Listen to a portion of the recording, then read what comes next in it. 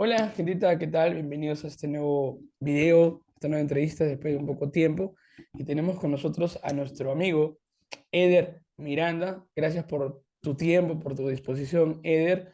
Eder es, bueno, una persona cristiana, es fotógrafo también, también es hijo de un pastor, tiene videos y ahí un poquito lo vamos a conocer y nos va a presentar. Hola, Eder, ¿qué tal? Buenas noches. Preséntanos un poco como de ti, cuéntanos un poco de ti. ¿Qué tal, mi hermano? ¿Cómo estás? Bueno, antes que nada es un placer poder estar aquí contigo. Pues de mí, ¿qué puedo decir de mí? Bueno, como tú lo dices, pues de profesión fotógrafo, de afición músico, aunque me nace mucho más la música. Eh, Estamos con mi esposa, somos parte de los líderes en nuestra congregación. Mi padre es el pastor principal de mi congregación y eso pues es una gran responsabilidad. Estamos sirviendo con muchas ganas en la iglesia. Y ahí estamos. Estamos, como te comentaba antes de empezar la entrevista, estábamos pronto al nacimiento de nuestro hijo y bueno, estamos adaptándonos a todo eso, pero es un tiempo muy bonito y agradeciéndole a Dios que nos permite vivir todo esto, ¿no? Eder, bueno, felicitaciones de parte de Dios. Creo que tener un hijo es una bendición. Es una responsabilidad, pero también es una enorme, enorme bendición. ¿Y qué tal? ¿Cómo así dijiste, quiero ser fotógrafo? ¿Cómo mencionaste en un tema de la fotografía? Bueno, en realidad a mí siempre me nació lo que es el arte, siempre he sido muy artístico. Es más, cuando yo estaba pequeño recuerdo que dibujaba en hojas, valga la redundancia, dibujaba en hojas, pero las apilaba, cosa que cuando pasaba las hojas se iban moviendo, ¿no? No sé si has visto ese tipo de videos. Ah, Y sí, yo, sí, sí. y yo soñaba que mis dibujos en algún momento podrían salir en la tele, ¿no? En canales infantiles y todo eso. Y siempre me nació ese arte, ¿no? Entonces ya cuando llegué pues a la adolescencia, comencé a estudiar un poco de fotografía, cuando salí de ahí porque no lo pude continuar por algunos motivos y después ya entrando a los 20 años más o menos tuve oportunidad de nuevamente estudiar y bueno, mi carrera es fotografía, pero a la par siempre he estado desarrollando la música como motivo, ¿no? Es parte del artista que hay dentro de mí. Siempre me ha encantado la música, siempre me encantó en un principio la batería, aunque no la sé tocar muy bien, me encanta la batería. Pero me incliné más por la guitarra, luego el Señor me permitió empezar a componer. Tengo, bueno, algunas canciones por ahí en YouTube también de mi autoría. Y bueno, ese don de la música también lo usamos aquí en la iglesia para poder servir, ¿no? Ya estoy casi 12 años y medio más o menos como líder del Ministerio de Alabanza en mi congregación y bueno, ha sido una experiencia de muchísimo aprendizaje, ¿no? Porque inicié un poco inmaduro, ¿no? En muchas cosas, ¿no? Y ya el Señor, pues en el camino me ha ido tratando, ha ido puliendo, ha ido sacando cosas. Y es un privilegio, de la verdad, para mí poder estar sirviéndole al Señor con el don que Él me ha dado, ¿no? Amén, amén. Y bueno, Eder, yo lo conocí porque un amigo en común lo invitó a la iglesia de jóvenes a poder participar, predicar y también cantaste algunas canciones. Lo pueden seguir en sus redes sociales. Al final, ahí Eder le va a dejar sus páginas, todo. Creo que tiene unas canciones. Hay uno que le cantó a su esposa, Tú y yo, y Dios, Ujú. creo, si no me equivoco. Así se Sí, se llama. llama Dios, tú y yo. Exacto, y muy buena, que sí, yo se las recomiendo. Pero un poquito el tema de hoy de la entrevista es nuevos tiempos y cómo la iglesia hacer, cuál es el rol de la iglesia en estos nuevos tiempos, ¿no? Vemos una cultura de redes sociales muy, muy fuerte en los jóvenes, en las personas. No sé si tú has visto, pero en el carro a veces yo veo personas deslizando por TikTok así casi todo el camino en el carro observando un poco.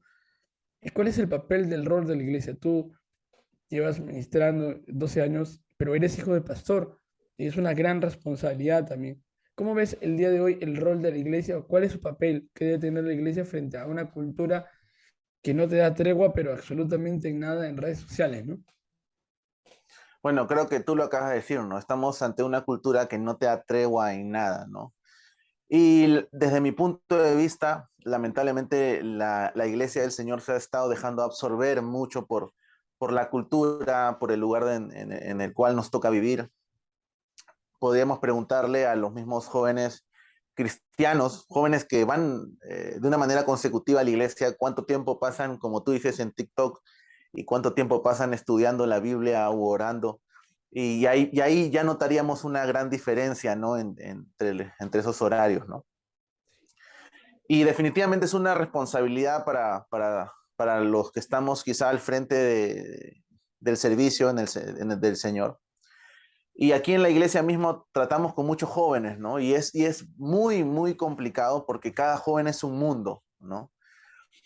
Y eso sin tomar en cuenta, pues ya cuando hablamos de personas adultas, ¿no? Ya están formadas, ya tienen un criterio, ya tienen un pensamiento y a veces romper con todas esas cosas es un poco complicado, pero sabemos que es posible, ¿no? Porque la palabra del Señor es como una espada de doble filo, ¿no?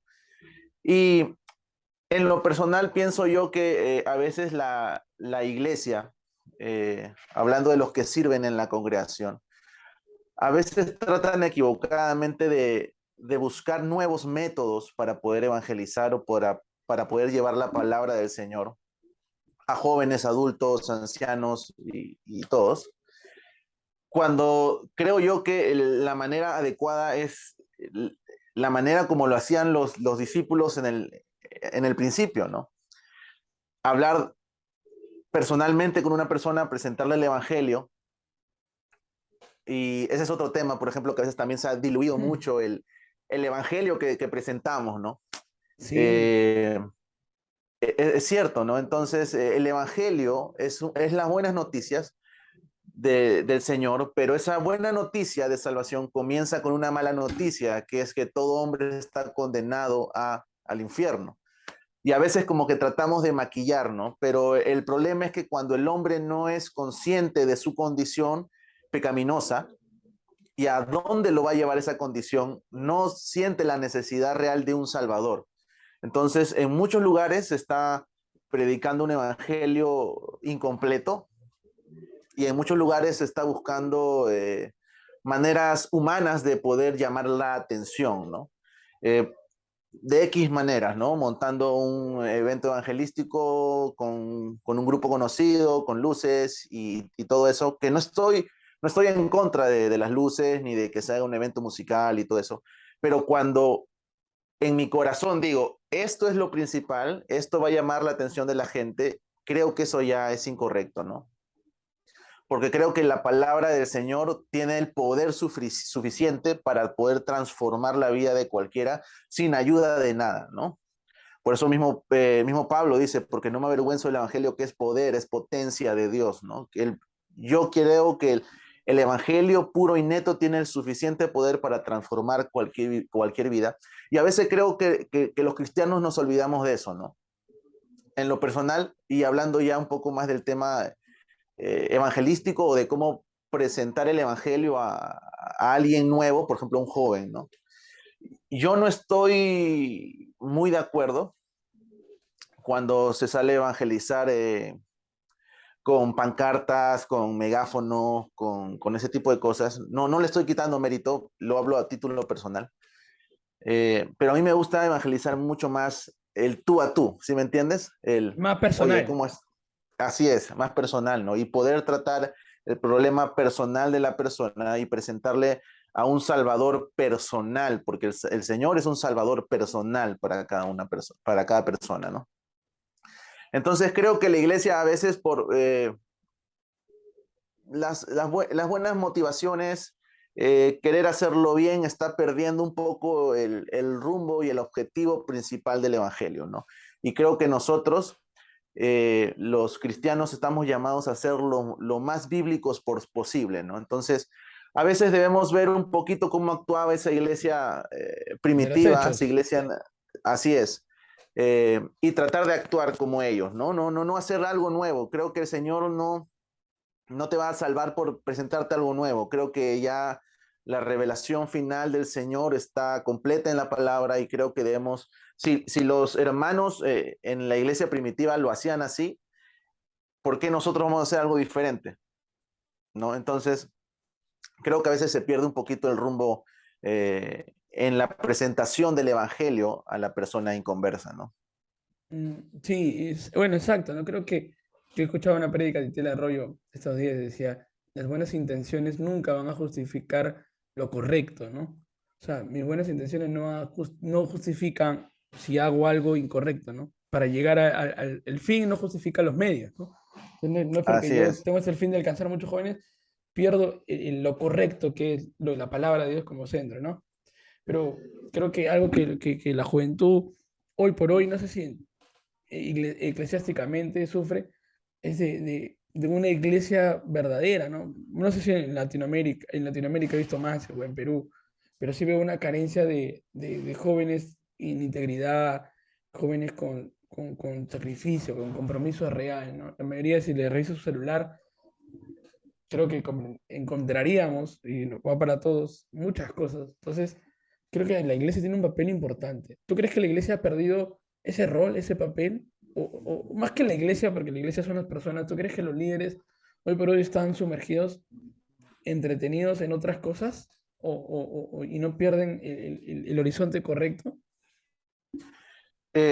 Sí, creo que la iglesia del Señor, bueno, en algunas congregaciones se ha perdido bastante lo que tú dices, ¿no? Sumado a lo que a veces tratan o tratamos de hacer o de predicar el evangelio a nuestra manera, con nuestros métodos humanos.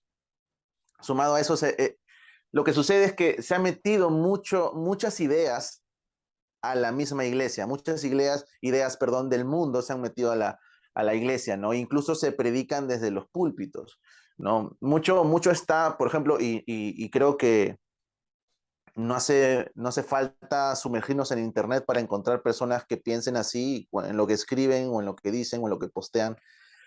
Esa famosa frase de no juzgues, ¿no? Para que nadie te juzgue, ¿no? Eh, y entonces se toma un solo versículo para justificar de que bajo ninguna situación tú puedes juzgar a una persona. Y eso no es lo que enseña la Biblia, ¿no? La Biblia te enseña a juzgar con justo juicio, que es diferente, no desde un punto de vista personal, sino desde el punto de vista de la palabra. Porque si no, ¿qué es lo que estamos haciendo cuando vemos a un hermano en pecado y lo tratamos de corregir? Lo estamos juzgando, pero conforme a la palabra, no para tumbarlo más, sino para poder levantarlo y alentarlo, ¿no?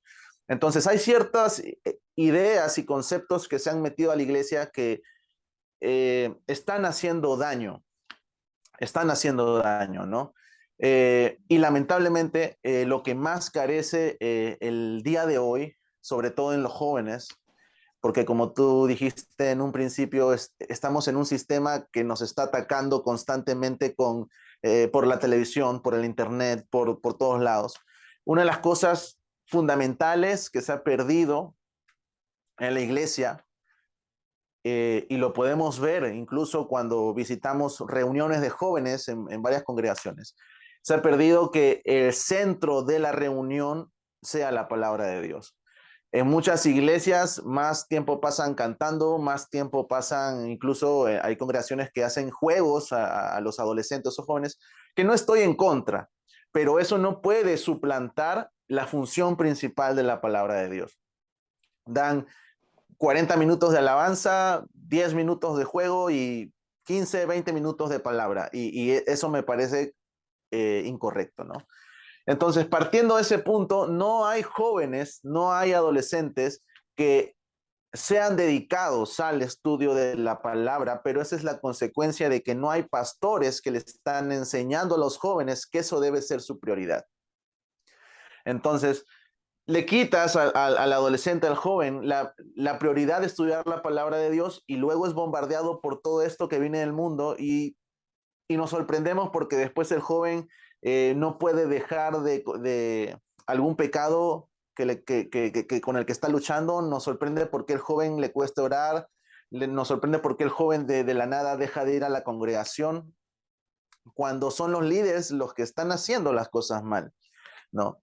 Eh, a mí me encanta cuando he tenido oportunidad de estudiar un poco del tema de la reforma protestante.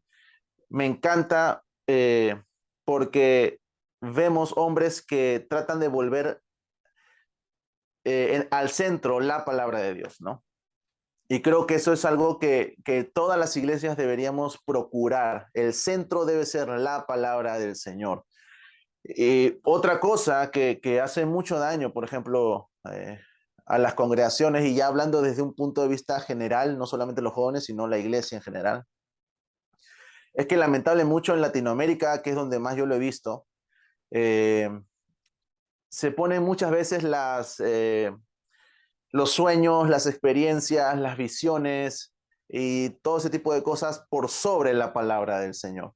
En lo personal, yo creo que Dios sigue haciendo milagros, yo creo que Dios puede hablarte una palabra específica, yo creo que Dios puede darte sueños específicos, pero nunca eso debe estar ni a la altura y mucho menos sobre la palabra del Señor.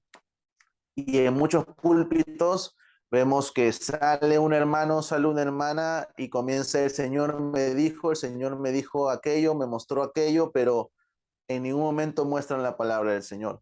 Entonces, hay muchos puntos en los cuales se está distorsionando la palabra del Señor y por eso es que tenemos la iglesia que tenemos hoy en día.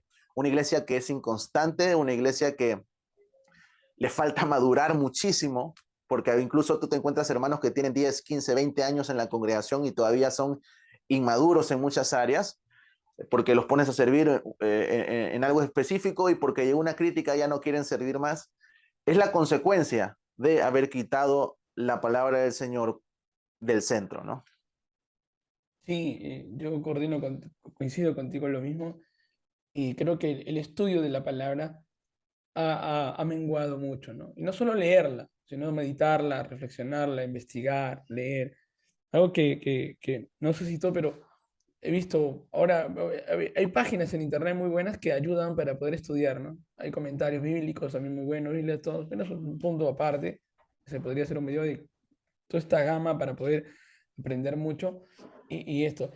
Pero ¿tú crees que como iglesia en Latinoamérica o algo así, supongamos que yo soy un joven, no sé, hablando ya un poquito más de LGTB o personas que tienen ciertos problemas, la iglesia debe estar, yo he visto, yo la otra vez tuve una entrevista con una persona de LGTB y me decía, la iglesia cierra las puertas, o su experiencia personal le decía, la iglesia siento que cierra las puertas para nosotros, para el grupo, que sí queremos ir. Él quería ir a la iglesia y dijo, tuvo una mala experiencia con la iglesia, con una iglesia que fue, y nunca más quiso ir. O sea, y ahora es, él promueve un tema de ONG en Chimbote, tiene un grupo bien grande, y él estaba la otra vez lo entrevistando, y me decía, la iglesia cierra las puertas, ¿no? Entonces yo te pregunto, ya como parte del cuerpo de Cristo en general, ¿no? No de tu iglesia propia, sino parte de nosotros, del cuerpo de Cristo que amamos mucho la iglesia, ¿tú crees que la Uh iglesia en -huh. esa parte ha sido muy radical o muy dura con respecto a ese tema y varias personas que no solo son de LGTB, sino que tienen problemas y dices,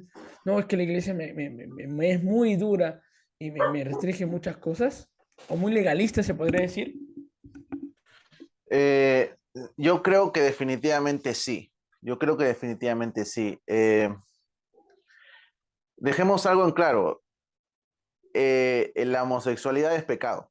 Eso está clarísimo en la palabra del Señor. Pero hay dos temas aquí. Uno es que no sé por qué los cristianos enfatizamos mucho más el pecado de la homosexualidad a comparación de otros pecados. Por ejemplo, vemos marchas en contra de la comunidad LGBT. No vemos marchas en contra de personas que practican el adulterio, por ejemplo. No vemos marchas contra personas que mienten, por ejemplo, ¿no? Cuando en realidad todo pecado, aunque traiga consecuencias diferentes, todo pecado desagrada a Dios.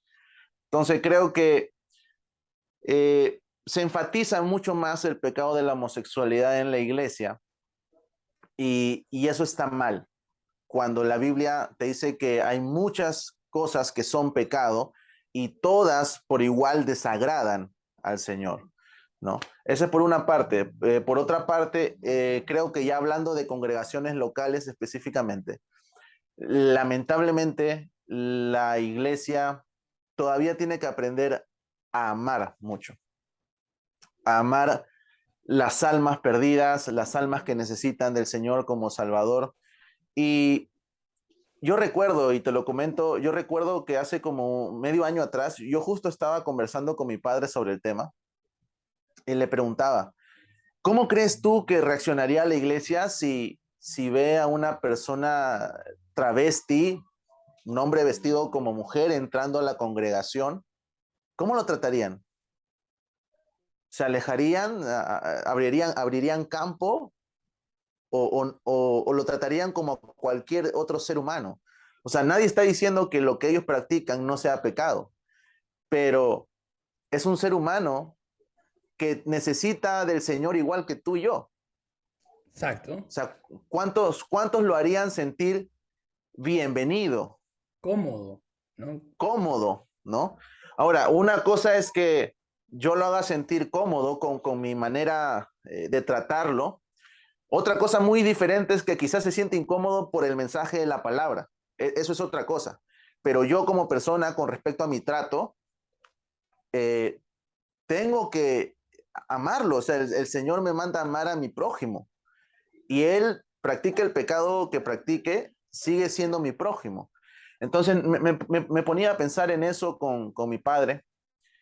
Y yo le preguntaba al mismo tiempo, ¿y tú qué harías? Y él me decía, ¿por qué no recibirlo con un abrazo? Es más, ¿por qué no darle un beso en la mejilla? Ahora, ¿cuántos cristianos harían eso? ¿Cuántos cristianos al ver a un homosexual entrar por la puerta de su congregación lo tratarían realmente bien y le dirían, ok, ¿no quieres darle un abrazo? Al menos la mano, hermano, bienvenido, pasa, siéntate, escucha el mensaje, ¿no? Y creo que esa es otra parte, ¿no? Con respecto a la congregación de hoy, que se ha vuelto un tipo de club privado, ¿no? Si tú cometes estos pecados, primero arrepiéntete y luego vienes a la iglesia, ¿no? Eh, y no es así, no es así. La iglesia debe tener las puertas abiertas para todos por igual, independientemente del pecado que cometan. Es más, la iglesia, desde mi punto de vista, debería tener las puertas abiertas las 24 horas del día, ¿no? Quizá no literalmente abiertas las puertas, pero saber que las personas sepan que pueden ir a cualquier hora a estar en la iglesia, si es que quieren orar, si es que quieren conversar con alguien, si es que quieren consejos, si es que quieren aprender de la palabra, ¿no? Y eso es algo en lo cual la iglesia también ha estado fallando, ¿no? En lo personal, pues he tenido oportunidad de poder conversar con personas que pertenecen a la comunidad del LGBT también. Y yo siempre comienzo diciéndoles bueno, aclarándoles que no soy homofóbico. No, no soy homofóbico, que al contrario lo aprecio mucho y que justamente porque lo aprecio y eh, porque hay un cariño hacia ellos, queremos que escuchen el mensaje. Ahora, si ellos rechazan el mensaje, eso es muy diferente, pero yo tengo que hacer que ellos sepan que realmente mi mensaje es por causa de que los amo, no porque los aborrezco, ¿no? Entonces, la iglesia lamentablemente también ha estado fallando en esa área, pero nuevamente, creo que eso se corregiría si es que nosotros comenzáramos a escudriñar mucho más las escrituras, ¿no? Sí, y yo creo que con lo que dijiste, casi a tu papá la pregunta me quedó mucho porque no solo es, yo veo que o llega alguien del LGTB o llega alguien homosexual, travesti o de toda la denominación que hay ahora y el mensaje cambia muchas veces del púlpito y va directo a ellos, ¿no? O sea, llega alguien y el mensaje es ese mensaje, ¿no? Directo a ellos, no el mensaje otro que podría ser de Ujú. otra gama, de otra referencia. Y ese es otro error. Y ese es otro error, porque los pastores deben, o el predicador debe predicar lo que el Señor le dijo que predicara en ese día, no lo que él piensa o lo que está viendo desde el púlpito, que es lo que muchas veces se hace, ¿no?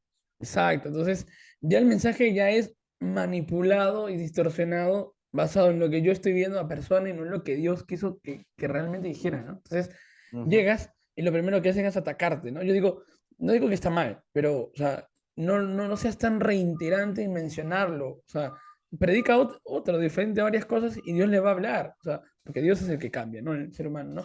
Y la pregunta es Sí, cómo la iglesia local, conjunto, porque críticas va a haber, y murmuraciones va a haber, van a decir, no, tienes que decirle que cambie, cómo se va a presentar así, pero la iglesia es un hospital y todos estamos rotos, otros más rotos que algunos, pero abierto, ¿no? Es un tema que me tocó mucho cuando lo entrevisté a esa persona que se quería suicidar y iba a una iglesia y porque tenía un conflicto. Y yo dije, ¿dónde estaban las personas que deberían orientarlo y guiarlo y ayudarlo? Por lo contrario, lo que hicieron Así es es. rechazarlo y hoy eso pasó, ¿no? Eso pasa. Entonces, es un tema bien, bien tremendo, bien tremendo. Sí, lo que sucede es que también, a pesar de que muchos nos tildamos de muy espirituales, todavía nos dejamos guiar mucho por lo que ven nuestros ojos, ¿no?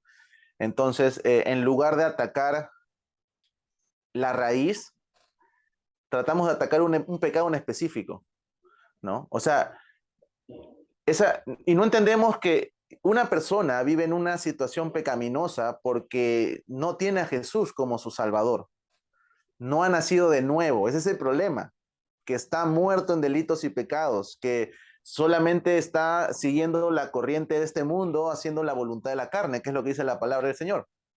Pero no, nosotros tratamos de atacar un pecado en específico. Y eso está mal.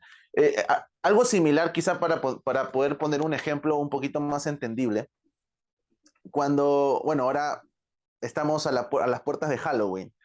Y el Halloween pasado, el octubre pasado, yo conversando con unos hermanos le digo, pero ¿por qué salen con pancartas?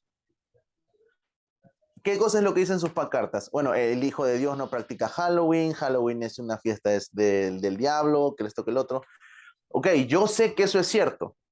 Yo que soy cristiano, que he leído la Biblia, que el Señor me ha dado un entendimiento con su espíritu, lo entiendo. Un inconverso no lo entiende, porque está en tinieblas. O sea, el inconverso lo va a leer y no va a sentir nada porque no lo entiende, no le ha nacido la luz, ¿no? Del Evangelio.